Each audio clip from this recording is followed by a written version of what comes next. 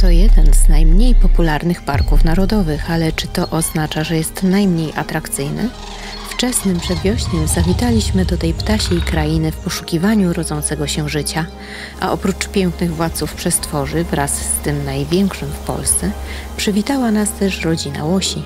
Jakie atrakcje skrywa Drawieński Park Narodowy?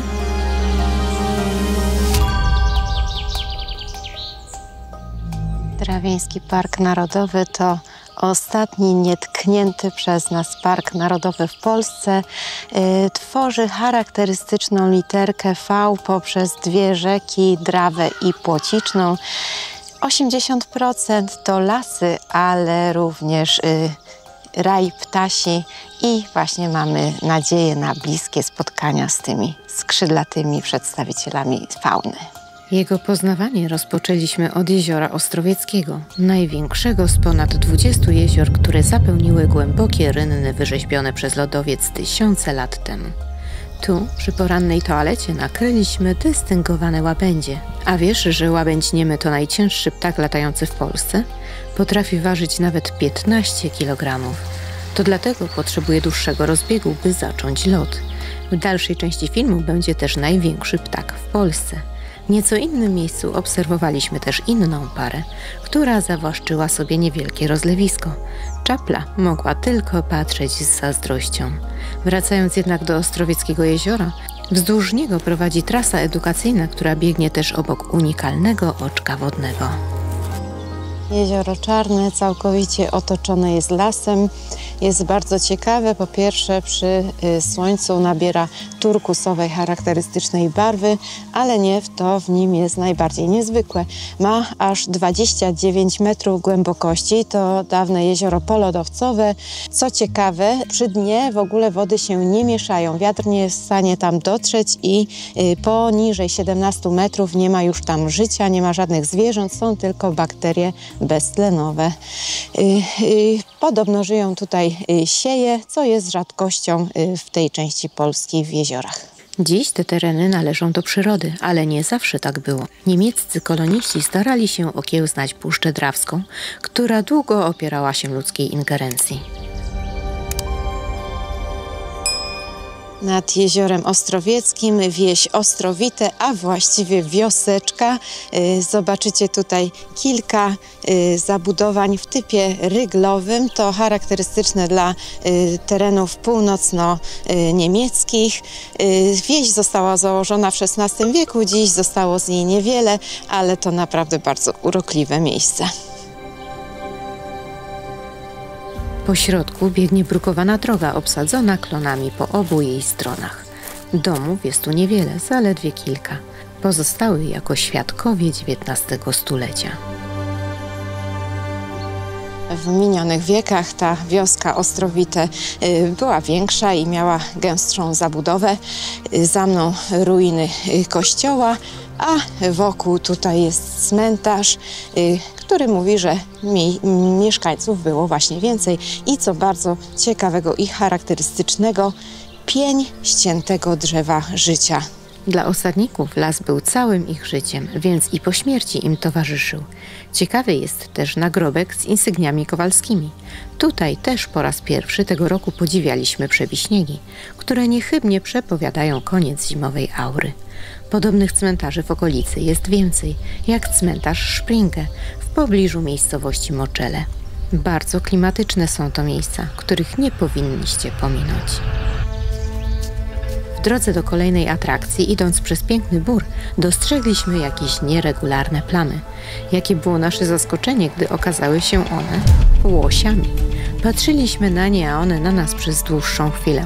3 największe jeleniowate Polski stały swobodnie w swoim naturalnym środowisku. Blisko jezior, bo łosie to doskonali pływacy potrafiący nurkować nawet do 5 metrów w poszukiwaniu smacznych roślin. Niestety zwierzęta te są bardzo płochliwe i jedno nieuważne stąpnięcie na gałązkę zakończyło to niesamowite doświadczenie.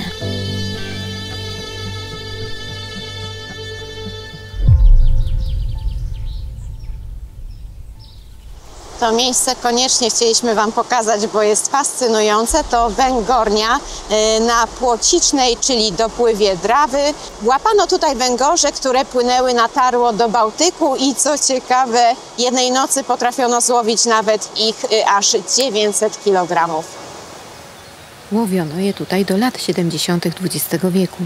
Stał tu też młyn wodny, wykorzystujący wartki prąd Płocicznej. Dziś znów włada tu przyroda, tworząc magiczny wręcz zakątek z grzmiącą wodą. Ten park to trzeci największy park narodowy w Polsce i drugi najmniej popularny, a znaczy to tylko jedno, że jest niezwykle dziki. Cały czas tego doświadczamy, bo tak naprawdę w każdej miejscówce mamy go tylko dla siebie i oczywiście dla przyrody, z którą chętnie się podzielimy i liczymy na spotkania, a jakie to zobaczycie za chwilę. Przy dawnej przeprawie nad Drawą, niedaleko Głuska, przeszliśmy kolejną ścieżkę edukacyjną. Zaprowadziła nas do niezwykłego zabytku hydrotechnicznego. Elektrownia Kamienna to jedna z najstarszych elektrowni wodnych w Polsce i Europie. Prace nad nią zaczęły się ledwie 5 lat po powstaniu pierwszej elektrowni na świecie. Co ciekawe, pracuje ona do dnia dzisiejszego i skrywa oryginalne wyposażenie z turbinami Francisa z końca XIX wieku na czele. Stoimy na wieży, z której bardzo ładnie widać całą elektrownię, a właśnie nam śmignęła sprzed oka piękna czapla. Niestety nie zdążyliśmy jej sfotografować. W Parku Narodowym można spotkać aż 141 różnych gatunków ptaków, z których wiele tu gniazduje, a królują żurawie. Nieraz spotykaliśmy pary, które łączą się na całe życie, a to oznacza nawet 40 lat wierności swojemu partnerowi, bo tylu wiosen one dożywają na wolności. W locie potrafią osiągnąć nawet 100 km na godzinę. Teraz ptaki rozpoczynają swoje gody, by wychować młode i znów jesienią wyruszyć na południe, choć coraz więcej osobników decyduje się zostać z nami na zimę. W okolicach miejscowości Moczele rzeka meandruje, tworząc rozległe i przepiękne rozlewiska. To tutaj widzieliśmy największego ptaka występującego w Polsce, bo krążył nad nami najprawdopodobniej bielik. Młody, bo nie miał jeszcze białego ogona i żółtego dzioba. Jego rozpiętość skrzydeł jest większa niż u łabędzia, ale jest od niego lżejszy. A czy wiesz, że to właśnie ten gatunek jest najpewniej zilustrowany w naszym godle? Orzeł przedni, który jest drugim kandydatem, występuje głównie w górach i jest w Polsce bardzo rzadki, a bielik uwielbia lasy i tereny podmokłe naszych nizin, właśnie takie jak tu. Coś niesamowitego. Koniecznie zostaw łapkę w górę. Wspominałam Wam o literce V tego ptasiego raju, a my na kilka dni założymy gniazdo u nasady tej literki w daczy puchacza, czyli największej sowy Europy. To niezwykle klimatyczne jurty niemal w zakolu Drawy, u progu Parku Narodowego. Choć spanie w jurcie może wydawać się surowe, to i przyjemności tu doświadczycie w gorącej saunie czy bani z bardzo przyjemną wodą.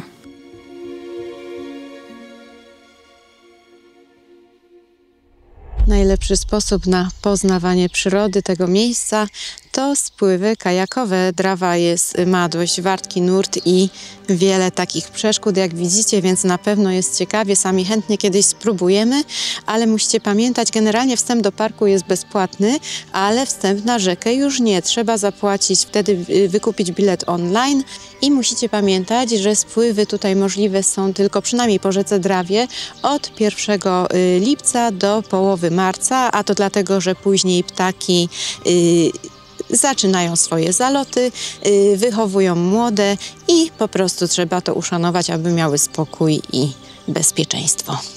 Choć to prawdziwe ptasie królestwo, to symbolem Drawińskiego Parku Narodowego jest wydra. I choć niestety nie spotkaliśmy tego inteligentnego zwierzaka, to spacerując przez piękny bukowy las zmierzamy do związanego z nim akcentu. Taki oto turysta z południowo-wschodniej Szwecji. Potężny głaz narzutowy, przywleczony tutaj w czasie ostatniego zlodowacenia. Waży 45 ton, a obwodu ma aż 14 metrów. Zwie się on Wydrzy Głaz i od 15 000 lat sterczy w tym samym miejscu, będąc największym głazem w korycie Drawy. Więcej propozycji tras znajdziesz na naszym blogu. W najbardziej na północ wysuniętym punkcie Parku Narodowego dowiesz się więcej o tutejszej florze i faunie. Ośrodek edukacyjny w Drawnie na bardzo wysokim poziomie, świetne multimedia, możliwości podziwiania przyrody z bliska, no bo jak wiadomo, gdy chodzi się po lesie, to nie wszystko nam się pokaże ładnie, a tu możemy podejrzeć wszystkie zwierzątka i świetnie to wygląda, bardzo dużo informacji i sam sposób przedstawienia ich jest niezwykle ciekawy. Choć trzeba przyznać, że wystawa nie jest duża, ale dobrze pokazuje mieszkańców tej krainy, łącznie z największym drapieżnikiem wilkiem. Wśród eksponatów jest też bielik, który w realu krążył nad naszymi Kuwami. Dopełnieniem wystawy jest informacja turystyczna w Głusku. Zobaczysz tu żywe ryby, które występują w okolicy. Ta wystawa jest darmowa. Ale wróćmy do Drawna, a dokładniej do Drawnika. Idziemy właśnie na spacer ścieżką w Drawniku. Mam nadzieję, że nie napotkamy jednej z kilku wilczych rodzin. Pętla ma około 4 km i prowadzi wzdłuż nurtu Drawy. Zobaczcie, jakie tutaj cudeńko rośnie obok. Nie wiem, czy to jest jabłoń, ale wszystko na to wskazuje, bo pod spodem sporo jabłuszek leży, a właśnie Drawieński Park Narodowy słynie z jabłoni i z alei jabłoniowych oraz licznych sadów, które tutaj były w przeszłości bardzo intensywnie eksploatowane, a do dzisiaj odbywa się tutaj bardzo ciekawe wydarzenie, a mianowicie jesienią odbywa się Święto Jabłek właśnie tutaj w Drawniku i wtedy spożywa się takie oto czerwone cudeńka, a o zdrowotnych właściwościach jabłuszka chyba nie muszę Wam mówić.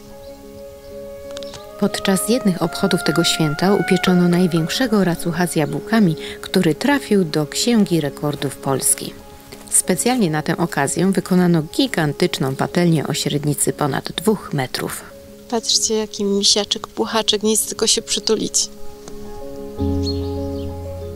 Najciekawszy fragment pętli prowadzi po wschodniej stronie Drawy, aż do klimatycznego mostu. Dalej ścieżka łączy się z trasą rowerową i prowadzi lasem do punktu początkowego.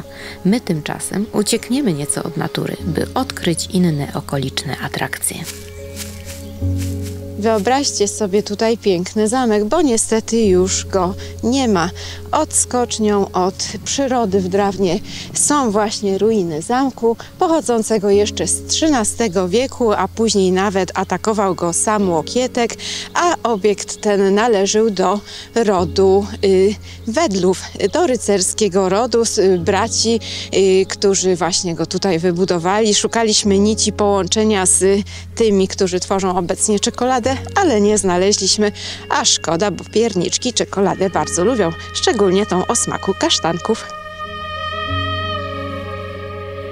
Około 1600 roku przebudowano go na znaczną renesansową rezydencję. Niestety został zniszczony najpierw przez Szwedów, a później przez Rosjan i pozostaje w ruinie. Jeżeli jednak wspaniałe rezydencje są Twoim konikiem, to polecamy miejscowość odległą około 20 km od granic parku. Tu zresztą również będziesz obcować z piękną przyrodą. W poszukiwaniu kawiarni dotarliśmy do przepięknego obiektu, Pałac Mierzęcin, a wokół tak śliczny i urokliwy ogród japoński.